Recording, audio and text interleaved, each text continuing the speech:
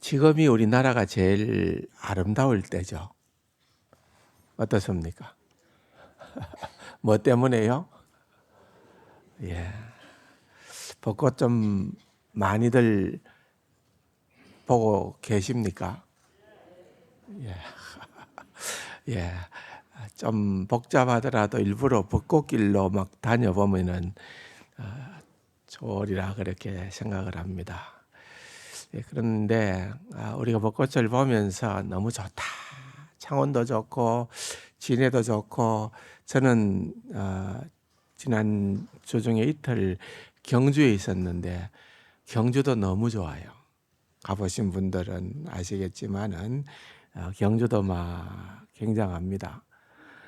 그렇게 전국적으로 아마 이게 자꾸 점점 올라가지만은 좋다 좋다 하면서 또 한편 마음으로는 어떤 마음이 듭니까? 아쉽다. 예, 왜 아쉬울까요? 금방 떨어져 버리잖아요. 이러다가 막 비가 한번 왕창 오든지 또는 바람이 한번 불든지 하면은 이 금방 한 우리가 보니까 한 2주 정도, 맥시멈 2주 정도 가니까 뭐 거의 벚꽃이 지는 것 같더라고요. 그래서 아쉽다 생각이 들어요. 그런데 그렇게 벚꽃이 피고 지면서 아쉽다 할 때에 제 마음속에 드는 생각은 그런 것 같아요.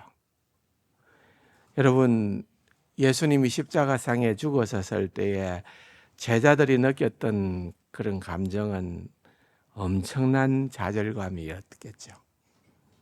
그런데 죽었구나 생각했는데 3일 만에 예수님이 말로만 하셨던 그 예수님이 진짜로 부활하셔서 그들에게 나타났을 때에는 얼마나 좋았겠습니까? 그죠? 엄청났겠죠. 너무 좋아가지고 어쩔 줄을 몰라 하는데 이게 이 상태가 좀 계속 가면 좋겠다 싶었는데 예수님이 잠시 있다가는 어디로 가십니까? 바이바이 하고 천국으로 주님은 성천하시잖아요. 제자들이 드는 마음이 뭘 것 같습니까? 너무 아쉽다. 벚꽃이 피고 지는 것을 보고 아쉽다는 감정이 느껴지는 분들은 제자들의 그 마음이 읽혀져야 됩니다. 저만 읽혀집니까? 여러분들도 그런 생각이 좀 안 들? 이 진짜 주님이 다시 부활해서 오셔서 이제는 뭔가 우리들도 좀 너무 예수님을 왕으로 모시고 멋있는 하나님의 나라를 꿈꾸어 볼 만하다 싶었는데 사라져 버리잖아요. 얼마나 허전했겠습니까? 얼마나 아쉬웠겠습니까? 그런데 실제적으로는 그게 아쉬움이 아니고 실제적으로는 그들에게 손해볼 일이 아니고 예수님은 제자들에게 이게 진짜 너희들에게는 더 유익하다. 왜? 나는 잠시 너희들과 함께 하지만은 영원토록 너희들과 함께 하는 그분이 계시다. 누구예요? 또 다른 보혜사. 또 다른 보혜사. 성령 하나님을 얘기하는 거예요. 성령 하나님이 내가 올라가야만 본격적으로 너희들과 함께 한다는 것. 오순절 성령이 그들에게 임하게 될 것이고 그때부터는 이제는 성령님의 시대가 오게 될 것이고 그 성령님을 이름하여 주님께서는 또 다른 보혜사다. 자, 여러분 우리는 그냥 보혜사 그러면은 곧 누구를 연상합니까? 보혜사, 성령님 그러거든. 보혜사 성령님. 그런데 여기 예수님께서 오늘 우리가 읽었던 본문의 말씀에는 또 다른 보혜사를, 그러니까 보혜사가 있고 그 보혜사 말고 또 다른 보혜사를 너희에게 보내어 주겠다 그랬어요. 그러니까 그 보혜사가 있는 거예요. 그 보혜사가 누굴까요? 그러면은 그 보혜사는 예수 그리스도 자신을 말하는 거예요. 예수님이 그 보혜사고, 근데 그 보혜사가 영원토록 그들과 함께 하지 못하기 때문에 또 다른 보혜사를 주사. 그렇게 주님께서 제자들에게 말씀을 하셨다는 거예요. 그러므로 원래 보혜사이신 예수 그리스도가 너무나도 그들에게 중요한 그러한 분이시고, 또 아울러서 성령님은 이 땅에서 예수 그리스도의 가장 높은 대리자로서 또 다른 보혜사가 되어 주심으로 말미암아 너무나도 우리에게는 중요한 분이다. 지난번에 말씀을 드렸듯이 그분은 진리의 성령님이다. 그러나 오늘 우리가 이 시간에 생각을 하려는 것은 그분은 한 따라 합시다. 또 다른 보혜사다. 누가요? 성령님이 우리에게는 또 다른 보혜사다. 여러분, 우리가 지금 하나님의 나라라고 하는 이 주제를 살펴보고 있습니다. 하나님의 나라는 하나님의 통치, 하나님의 다스림을 얘기하잖아요. 근데 그 하나님은 어떤 하나님일까요? 삼위일체 하나님입니다. 성부 하나님, 성자 하나님이신 예수 그리스도 뿐만 아니라 성령 하나님의 다스림, 그 하나님 나라의 백성된 저와 여러분, 우리가 이것을 너무나도 소중하게 생각을 해야 된다는 것. 또한 이 땅에 우리가 살아가면서 대한민국이라고 하는 그러한 나라의 시민권자로 살아가기 때문에, 여러분, 좀 전에 우리 장로님께서 기도하셨던 것처럼 우리는 얼마 남지 않은 이 총선에 22대 국회의원 선거를 통하여 국민의 대표자를 뽑아야 되는데, 가능한 이 대표자들이 그야말로 하나님 나라의 통치를 받는 것을 정말 너무나도 소중하고 중요하게 생각하는 그런 지도자를 뽑을 수만 있다면 뽑는 것이, 여러분, 우리 하나님 나라의 백성의 마땅한 도리라는 거예요. 그렇지 않겠습니까? 왜? 이 나라가, 이승만 대통령이 이 나라를 건국했을 때의 핵심적인 주제는 기독교 경국론, 하나님을 왕으로 모시는 그러한 기독교가 근본이 되는 그러한 나라, 자유민주주의가 실현되어지는 아시아의 모델이 될 만한 그러한 나라로 그렇게 이 나라를 출범하게 되어졌는데, 오늘 이 시대에 얼마 세월이 흐르지 않았지만은 이런 모든 것들이 근본이 흔들리는 이런 안타까운 현실을 맞이했고, 이러한 생각들이 당연한 것처럼, 적어도 세상 사람들은 몰라도 기독교인들은 절대로 공산주의와 합할 수가 없는 겁니다. 기독교인들은 결단코 좌파와 연합할 수 없습니다. 목숨 걸고 해야 돼요. 왜? 그들은 하나님의 통치를 인정하지 않기 때문에 그렇습니다. 우리는 이와 같은 일들을 위하여서 그러한 이중 국적을 가지고 이 땅에서 하나님의 나라의 백성으로 대한민국의 국적을 가진 사람으로 어떻게든 여러분 우리가 없는 일꾼은 그래도 하나님을 경외할 수 있는, 그래도 하나님을 두려워할 수 있는, 그래도 하나님의 통치와 다스림을 사모할 수 있는 그러한 사람을 한 사람이라도 더 뽑아야만 그것이 하나님이 기뻐하시는 일이다. 그렇게 우리는 생각하기 때문에 이 투표를 소홀히 해서도 안 되고 우리는 마땅한 권리와 의무를 다 해야 된다는 것을 말씀을 드리는 거예요. 사전투표를 하신 분들도 계시겠지만은 4월 10일 날 총선은 너무 중요합니다. 어쩌면 이 나라의 국운을 가를 만큼 중요한 때입니다. 여러분 투표에 참여하시기를 바랍니다. 기도하고 투표에 참여를 해야 되는 거예요.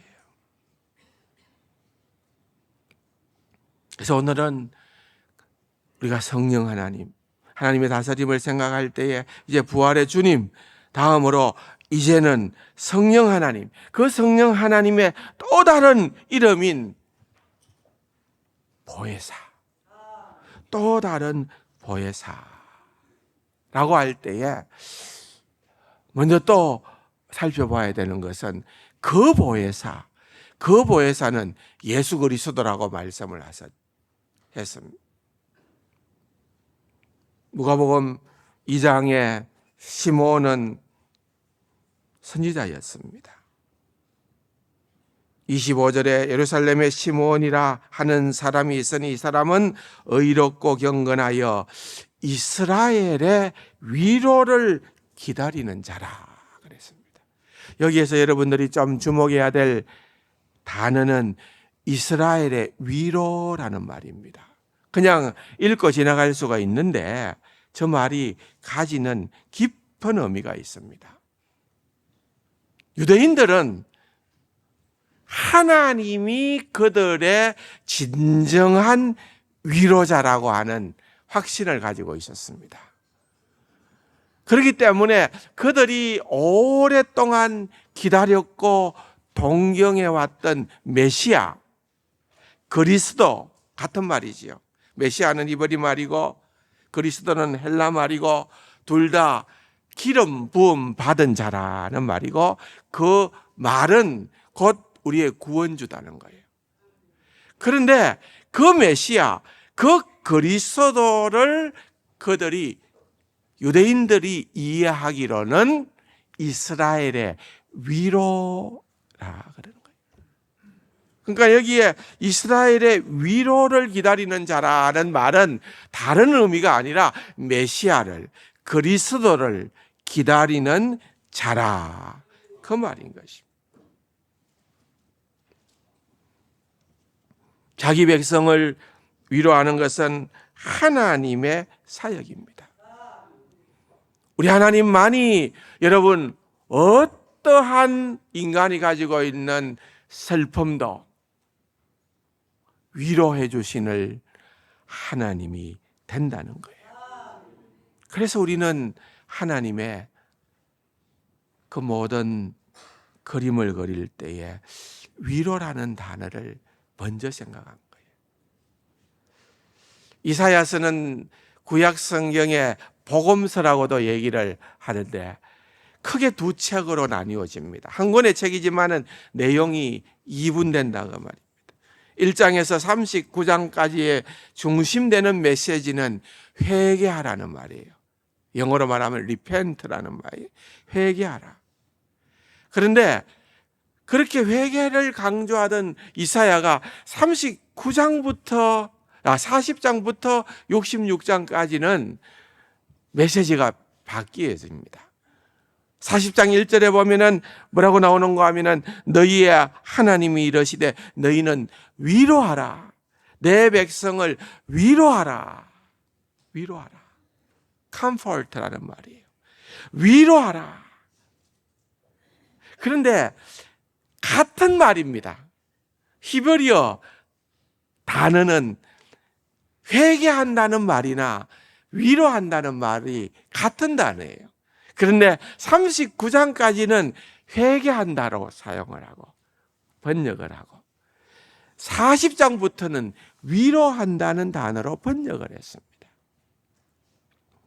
전에도 말씀을 드렸습니다마는 회개라고 한다는 것도 여러분 내가 세상을 향하여 살아가던 나의 삶을 정반대로 돌려서 하나님을 바라보며 내 인생을 바꾸는 것을 회개라고 합니다. 위로도 마찬가지입니다. 여러분 우리가 세상 그 어디에서도 참된 위로를 받을 수가 없습니다. 돈이 있으면, 권력이 있으면, 건강하면, 자식이 많으면 여러분들이 어느 정도 위로는 받을 수가 있지만은 그게 영원한 진정한 위로는 아니에요. 진정한 위로는 어디에 비롯되느냐? 여러분 세상을 향하던 나의 눈길을 돌이켜 하나님을 바라볼 때에 거기에 진정한 위로가 온다는 겁니다. 그래서 이 단어가 같은 단어라는 거예요. 충분히 이해가 되지요. 여러분 마찬가지인 줄로 믿습니다. 우리가 살아가고 있는 이 세상에 우리를 절망스럽게 하는 그런 많은 것들이 있습니다. 수많은 어려움과 숙제들 가운데에서 우리가 힘들어하는 나날들을 보내는 것이 저와 여러분들이에요. 그러나 여러분 그 무엇으로부터 세상의 그 어떤 것으로부터 우리가 위로를 얻을 수 있는 존재가 아니라 그럴 때일수록 우리의 시선을 하늘을 향하여 주님을 바라보시기 바랍니다. 오직 위로자는 주님밖에는 없다는 거예요. 그런데 우리를 자기 백성을 위로하시는 하나님의 이미지를 보면은 그분은 어떤 이미지냐? 목자와 같아. 이사야서 40장 11절에 가보면은 그는 목자같이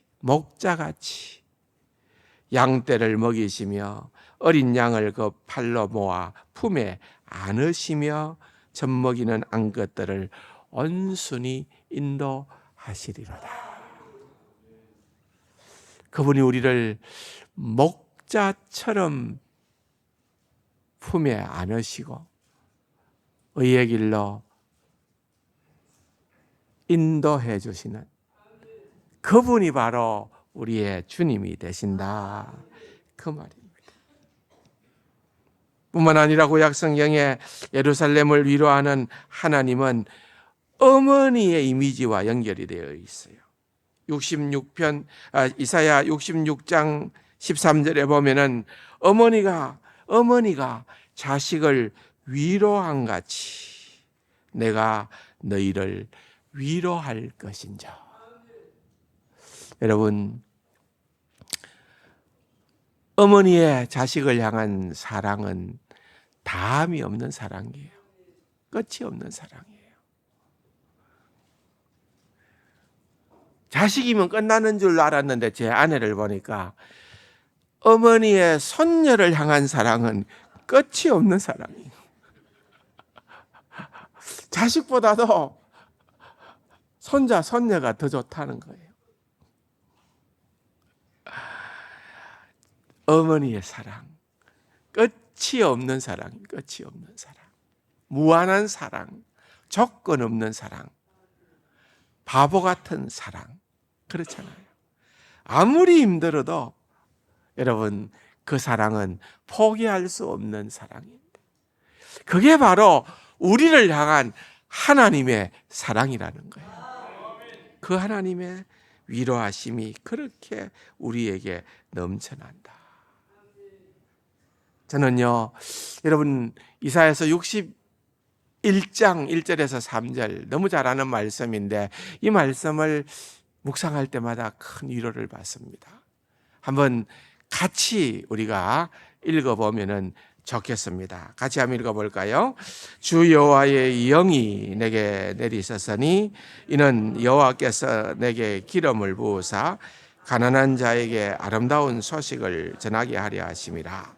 나를 보내사 마음이 상한 자를 고치며 포로된 자에게 자유를, 갇힌 자에게 노임을 선포하며 여호와의 은혜의 해와 우리 하나님의 보복의 날을 선포하여 모든 슬픈 자를 위로하되 무릇 시온에서 슬퍼하는 자에게 화관을 주어 그 죄를 대신하며 기쁨의 기름으로 그 슬픔을 대신하며 찬송의 옷으로 그 근심을 대신하시고 그들이 의의 나무 곧 여호와께서 심으신 그 영광을 나타낼 자라 일컬음을 받게 하려 하심이라.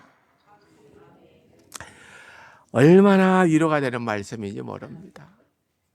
이 말씀을 묵상을 하다가 신약으로 딱 넘어와 보면은 주님께서 산상수훈의 말씀을 주시는데 그 표현이 일부 드러나는 게 있어요. 뭔가 하면은 팔복에 보면은 애통하는 자는 복이 있나니 저희가 뭐라고요? 위로를 받을 것이며. 여러분 주님 앞으로 나오셔서 많이 우세요. 여러분들이 우는 그 눈물보다 더 큰 위로로 주님께서 우리에게 은혜를 허락해 주실 것이다. 이것이 구약 성경에서 등장하는 우리 주님에 대한 위로의 메시지예요. 주님은, 예수 그리스도는 위로하시는 분이시다. 위로하시는 분이시다. 예수 그리스도는 그 보혜사다, 그 말이에요. 그 보혜사다. 그런데 예수님께서 이제 부활성천하시면서 주님께서 제자들에게 약속하신 것이 뭔가 하면은 내가 너희에게 또 다른 보혜사를 성령님을 너희에게 보내주겠다. 참 이 보혜사라는 단어는 그 시대에는 다양하게 여러 가지 의미로 사용되어졌던 그러한 단어였습니다. 그 단어의 진정한 뜻은 무엇인가 하면은 곁에서 부르심을 받은 자라는 말입니다. 파라라는 말은 헬라 말로 영어로 말하면 위드라는 말인데 곁에서 또는 칼레인이라는 말은 부르심을 받은 자라는 말이에요. 곁에서 부르심을 받은 자. 무슨 말인가 하면 이건 법정 용어인데요. 법정에 가면은 거기에서 어떤 사람이 이제 심판을 받게 됩니다. 재판을 받습니다. 그러면은 그 사람에게 변호사처럼 그와 함께 있으면서 그를 변호해주는 사람, 변호해주는 그 사람을 바로 보혜사라고 한 거예요. 곁에서 부르심을 받은 자라. 이 말을 또 다른 말로 하면은 대언자라고 그랬습니다. 대언자. 여러분, 요한일서 2장 1절에 보면은 만일 누가 죄를 범하여도 아버지 앞에서 우리에게 뭐가 있다고요? 대언자가 있으니. 아버지 앞에서 우리 앞에 대언자가 있으니 곧 누구라고요? 의로우신 예수 그리스도라. 여러분, 마지막 심판 날에 있어서 우리를 변호해 주시고 우리를 위하여 대신하여 그렇게 말씀해 주시는 그분이 바로 예수 그리스도다 그 말이에요. 여러분, 서대반이 소위 요즘 말로 말할 것 같으면 인민재판을 받습니다. 거짓 정인들을 꾸며가지고 데려다 놓고 그야말로 그 스데반이 설교하는 그 설교나 스데반이 얘기하는 그 모든 것들이 다 신학적으로 이단이다. 그 당시에 유대교에서 신학적으로 이단이다고 정죄를 받으면 곧 죽음을 의미하는 거예요. 그래서 이 사람을 죽여 마땅하다 하고 그들이 종교재판을 벌이게 되어집니다. 아무리 스데반이 변호를 해도 그들은 더욱더 마음이 다치고 화가 나서 더 큰 소리를 치지요. 그런데 그런 재판 광경 가운데 갑자기 스데반이 신기한 장면을 목도하게 됩니다. 눈을 들어 하늘을 바라볼 때에 갑자기 하늘이 열리고 인자가 하나님 우편에 서신 것을 보게 되어지는 겁니다. 사도행전 7장 55절에 보면은 보라 보라 하늘이 열리고 인자가 하나님 우편에 서신 것을 보노라 한대. 여러분, 그를 공격했던 그러한 거짓 정인들 또한 거짓 종교 지도자들은 그 광경을 결단코 볼 수가 없었습니다. 그러나 죽음의 위기 가운데에서도 스데반은 영안이 열리게 되어지고 하늘의 광경을 목격하게 되어지고 거기에 여러분 이게 굉장히 중요한 표현인데요. 우리가 교회 안에서 예수님에 대한 그런 교리 가운데 하나가 예수 그리스도의 제위라는 표현이 있습니다. 예수님이 어디에 계시냐 그 말이에요. 예수님이 어디 계시냐. 예수님이 이 땅에 오셨을 때는 낮아지고 십자가에 죽기까지 낮아졌지만은 그 다음에는 하나님이 그를 죽음으로부터 올리시고 높이시고 마침내 예수님이 어디에 있느냐. 하나님의 보좌 우편에 앉아 섰느니라 그 말이에요. 그것은 하나님의 우리 예수님의 높아지심의 가장 정점입니다. 하나님 보좌 우편에 지금 앉아 계시는 하나님 보좌 우편에 하나님과 함께 심판자로 계시는 예수 그리스도, 그분이 지금 이 자리에 스데반이 눈을 들어보니까 그분이 그 자리에 앉아 있는 것도 아니고 그분이 서서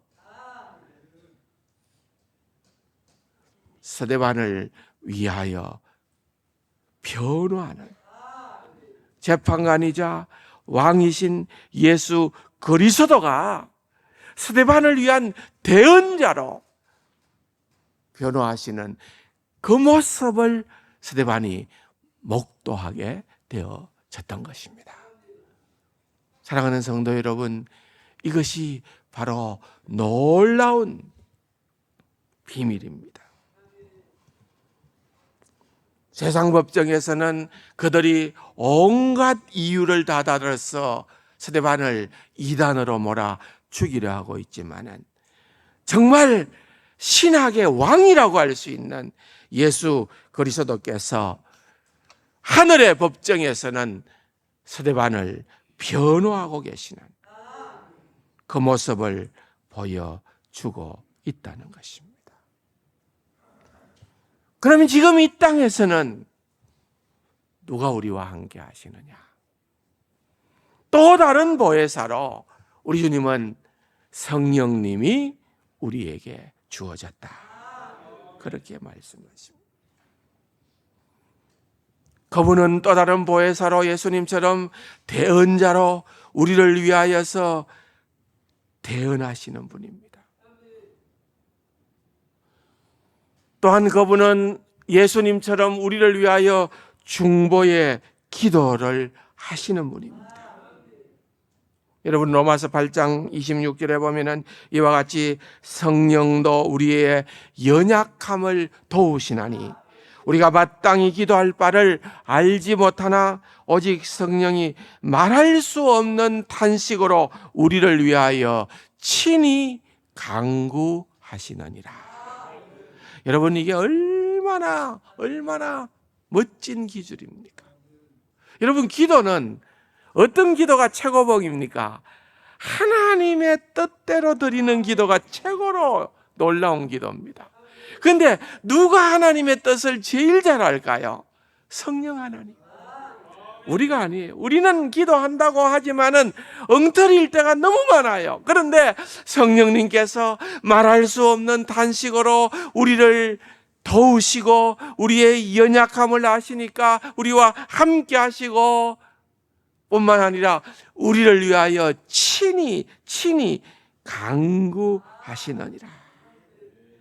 마음을 살피시는 이가 성령의 생각을 하시나니 이는 성령이 하나님의 뜻대로 성도를 위하여 간구하시느니라. 간구하시느니라. 성령님이 우리 때문에 우리를 위하여 기도하신다는 것. 얼마나 여러분 좋은지 모릅니다. 우리는 어떻게 기도하는 것이 바른 기도인지, 우리는 어떻게 기도하는 것이 합당한 기도인지 우리는 누구도 알 수 없는 그러한 미련한 자들입니다. 그럼에도 불구하고 우리가 기도할 수 있는 그러한 이유는 성령님이 우리를 도와주시기 때문입니다. 여러분 이것이 얼마나 고맙고 얼마나 감사한 일인지 모르는 것입니다. 뿐만 아니라 그분은 우리의 위로자가 되어 주신다는 것입니다. 이스라엘의 위로라고 하는 그 말처럼. 근데 사실은 여러분 보혜사라는 말하고 위로자라는 말하고 사실은 그 같은 단어로부터 파생되어진 말이라는 거예요. 파라라는 단어, 파라클레시스라는 말, 거기에서부터 비롯되어진 말이라는 겁니다. 그래서 성령님의 위로하심은, 성령님의 위로하시는 그 위로한다는 단어를 가만히 보면은 영어로는 comfort라는 말이에요. com이라는 말은 함께, with라는 말이에요. fault라는 말은 faultis라는 말인데 이 말은 힘이라는 말이에요. 힘, 강함이라는 말이에요. 그래서 영어로는 이 말을 풀이하면은 with strength라는 말이에요. 힘으로 함께 하신다는 말이에요. 여러분, 그래서 우리가 늘 고백하는 것이 내가 약할 때 곧 강함이라. 이건 말이 안 되잖아요. 역설적이잖아요. 내가 약한데 어떻게 강하냐? 나는 약하지만 강할 수 있는 비결이 있다. 그게 위로자가 내게 있기 때문에 그렇다는 거예요. 내가 약할 때에 누가 계시냐? 성령님이 계신다. 우리는 내가 강할 때에는 성령님도 필요 없어요. 내 하고 싶은 대로 내가 다 해버리고 마니까. 근데 그때가 진짜 강할 때가 아니에요. 언제 강하냐? 내가 약할 때에 강하다는 거예요. 왜?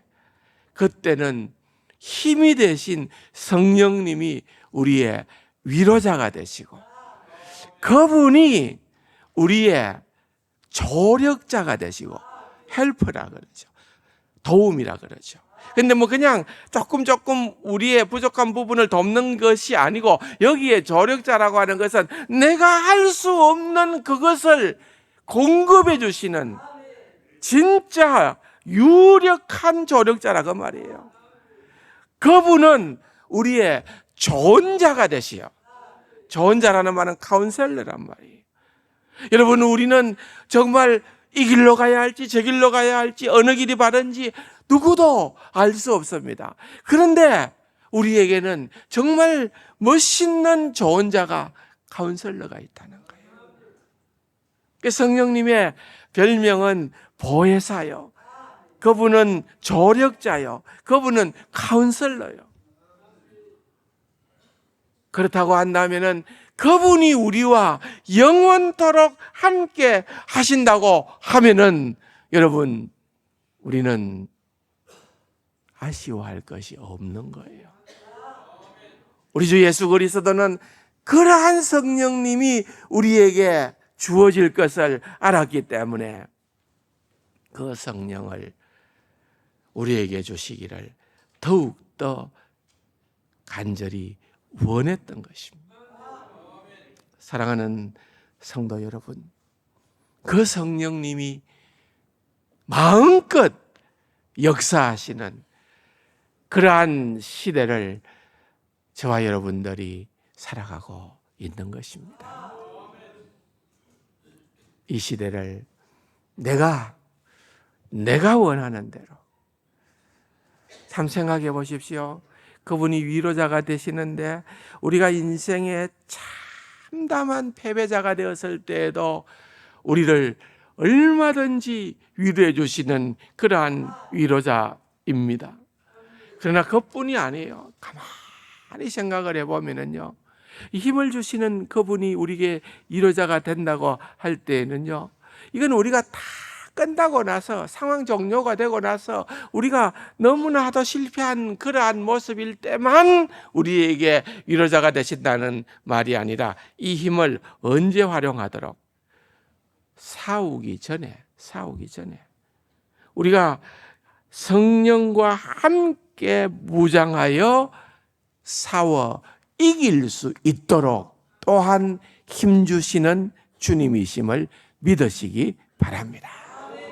그래서 여러분, 로마서 8장 멋있는 장 아니에요. 로마서 8장에 보면은 우리로 하여금 넉넉히 이기게 해주신다. 우리로 하여금, 여러분, 이 싸움에서 실패할 때 위로해 주시는 그러한 성령님이기도 하지만은 이미 우리가 싸우기 전에도 성령님과 함께 우리가 나아갈 때에 여러분, 우리로 하여금 넉넉히 이기게끔 해주시는 그러한 성령님이시다. 그 성령님이 운행하시는, 그 성령님이 주님 오실 때까지 역사하시는 그 시대를 저와 여러분들이 살아가고 있습니다. 성령님을 인격적으로 만나고 성령 하나님을 통하여 더욱더 영적으로 친밀한 교제를 나누며 무장하여서 이 싸움에서 승리하는 귀하고 복된 우리 세상 가족들이 되기를 주님의 이름으로 축원합니다. 좋으신 아버지 하나님, 은혜와 사랑을 감사드립니다. 이제 성령님의 시대를 살아가고 있습니다. 성령님이 우리의 유력한 보혜사요, 조력자요, 카운셀러요, 우리의 진정한 목자됨을 인정하고 성령님을 내 삶의 주인으로 모시고 살아가는 지혜로운 세간가족들이 다 되게 하여 주옵소서. 존귀하신 예수님의 이름으로 감사기도 드립니다. 아멘.